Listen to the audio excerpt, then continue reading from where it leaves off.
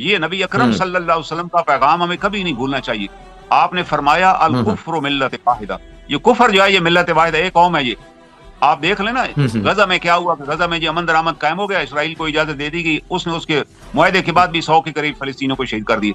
तो America was guarantor, America ने क्या कुछ भी नहीं की, सिर्फ बयान दिया कि ये हो जाएगा, अफसोसनाक है जी, दैट्स ऑल। तो कल हमारे साथ भी खुदा न खास्ता कुछ हुआ तो अमेरिका यही करेगा, हमें उस पर कोई भरोसा नहीं करना चाहिए।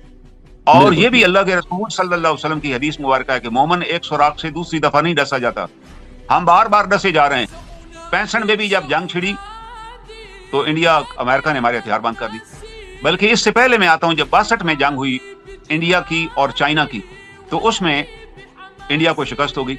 इंडिया का पूरा एक ब्रिगेड अरेस्ट हो गया, उसका कमांडर भी अरेस्ट हो गया, और उस कमांडर का नाम था ब्रिगेडियर डलवी। उसने किताब लिखी है हिमालय बलंडर कि हमारी जितनी गलती, ब्रिगेडियर डलवी जब रिहा होकर आए बमैया ब्रिगेड के, ये भी दुनिया के अंदर एक तारीख है कि पूरा इंडिया का ब्रिगेड, और फिर बड़े मज़ाकरात के बाद कहीं चाइना ने एग्री किया कि उनको हम रिहा करते हैं, वरना वो तो China was not ready to release them. China ने कहा तो कैसे आप हमारे इलाके में आ गए। तो इस जिल्लत आमेज शिकस्त के बाद इंडिया ने बड़ा वावेला किया कि जी हमारे पास हथियार कम थे, हम इसलिए नहीं लड़ सके उस नेफा के बॉर्डर पे।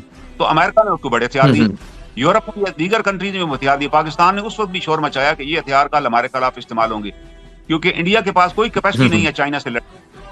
अमेरिका ने हमें असला दिया, फ्यूचर प्लानिंग ये थी कि रशिया को पाकिस्तान के जरिए हम रोकेंगे, और चाइना को और इंडिया को असला दिया कि चाइना को इंडिया के जरिए रोकेंगे।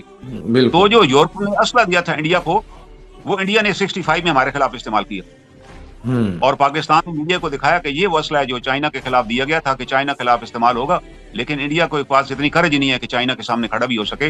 वो असला उसने हमारे खिलाफ इस्तेमाल किया।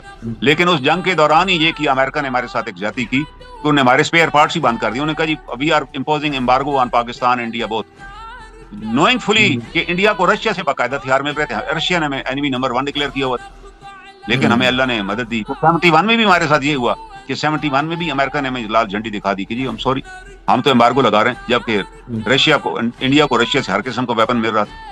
हमें वहां नुकसान उठाना पड़ा और हमें शिकस्त हो गई वहां पर, क्योंकि अमेरिका भी चाहता था कि ईस्ट पाकिस्तान अलग ही हो जाए। वो समझता था कि पाकिस्तान से हमने एक रोल है पाकिस्तान के इस खित्ते में रशिया के खिलाफ, और east Pakistan is the burden on it, it should be separated. उन्होंने बाकायदा उसको प्रॉम्प्ट किया और वो अलग हो गया हमसे, और उसको अमेरिका ने तस्लीम कर लिया।